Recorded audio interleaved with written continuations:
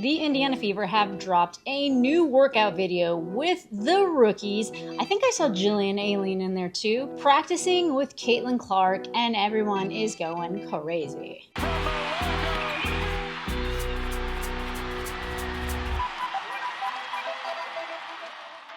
So all the rookies are in Indiana. They were at the Pacers game, tossing out shirts with the rest of the team. So hot off the presses, the Indiana Fever have dropped a workout video, which has Bree Hall, it has Yvonne Ejim, and it has Makayla Timpson showing off their stuff with Caitlin Clark. My takeaway, I don't see Makayla Timpson not making the cut.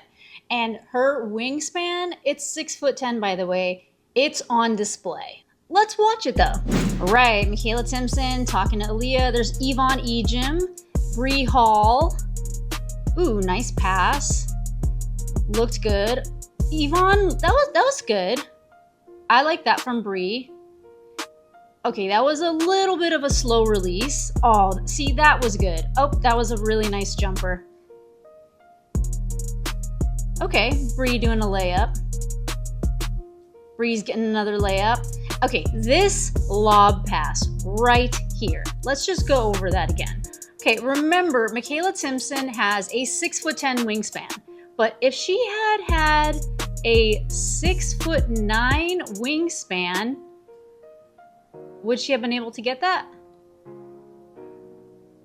Yeah, she would have, but still, that is some reach. And there they are, just high-fiving, pretending not to be super competitive with one another, as not all of them are going to be making a team. But I did see in the background, Caitlin was back there, and actually this is kind of funny. Check this out. The very end right here where they're all high-fiving, there's Caitlin right there in the background just holding her arms up, I guess, for whatever reason. I don't really have a lot more to say about this except that wingspan right there is going to come in clutch, because being able to, she doesn't have to be as tall as her wingspan makes her, as long as her wingspan is tall. She will be able to get over defenders. Now, being contested, that's a different thing. Like if there's a tall defender contesting your shot, it is good to be taller. But for the reach, like if someone's passing you a ball and you want to be kind of out of reach of another defender or like kind of get it away from them, it's super duper helpful. And I don't know, just the way that Makayla Timpson moves, she kind of moves with a lot of confidence. She seems like she has like very good footwork. And this is just like a snippet of what I'm sure was a much longer workout. But if they were trying to show highlights here of the rookies, like this is not one that I would have shown, of Bree Hall like taking her jump shot at a glacial pace right there. Yeah, no. But I was actually very impressed with Ejim right here. I really liked that jumper. Love Bree Hall. I'm sure she has a great smile. Ejim has a great smile. Ejim has some guns, but I don't know. Makayla Timpson was not projected to go 19, and I think that this was quite a steal for the Indiana Fever. And people on social media are really like foaming at the mouth for Makayla Timpson. She has like grasped the hearts of the Indiana Fever fans. I'm telling you. Like this guy right here says, Makayla Timpson, hand at the rim, off a lob from Caitlin Clark. This is off of a lob. Glad she's on the Indiana Fever. Welcome, Makayla. That's kind of funny because she's like, I guess she is on the Indiana Fever, but she hasn't like made the team yet. And Correlation, by the way, Correlation's one of the best people on Twitter. Always has like the fastest, like funniest stuff that she's posting. I go to her page a lot. She goes, Makayla Timpson, Rookie of the Year agenda starts now. Caitlin is already testing the limits of Makayla's catch radius, laugh, LMFAO, Lob City, here we come.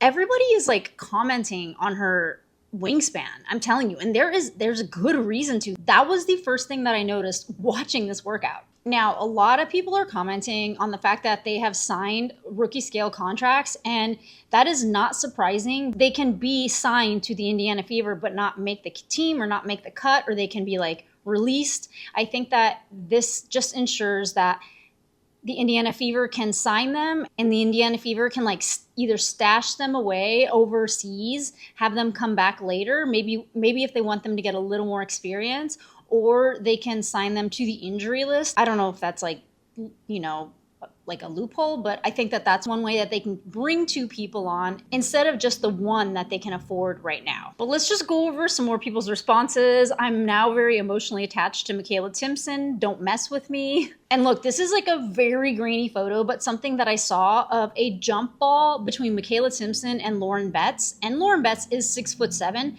Makayla Timpson is, I think, 6'2". But check this out. It's so hard to see. But it looks like Makayla Timpson has a little bit of an edge. So she has hops. And again, sorry for the so grainy footage, but let's look at this. People are digging up some Makayla Timpson like Wingspan highlights. And this is when she was playing Duke, when she was over at Florida State. There is a pass, and look at that touch pass. Let's look at it again. Just wow. Here's some more highlights. So she has some range behind the arc. I don't know what her 3-point percentage is. Look at that block. Okay, this is where the wingspan comes into play. Bam, get out of here. Again, look, again.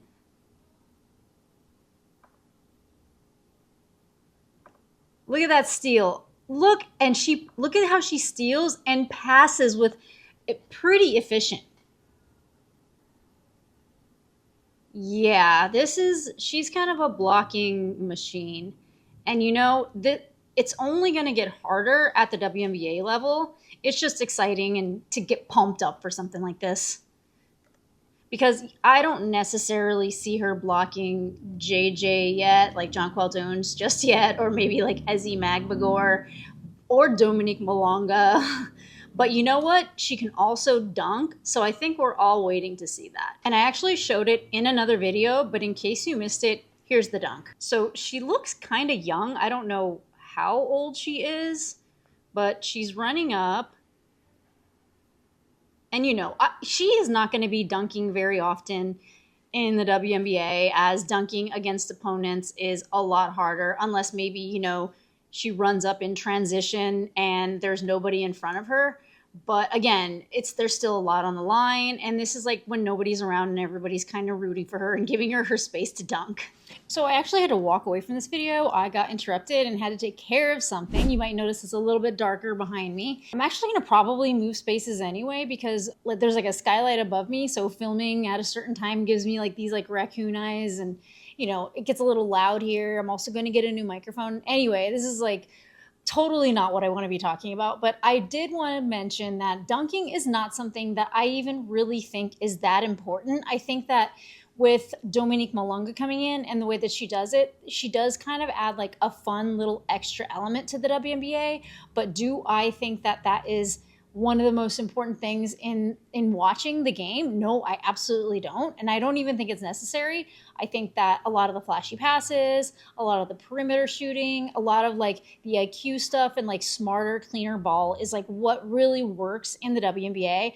But, you know, it's always kind of fun to say that a girl can dunk. At least Shaq would think so, right? But if you guys have any comments about Makayla Timpson or who you might think might make the team, I know there's a lot of South Carolina Bree Hall fans out there. Just let me know, and I will see you next time.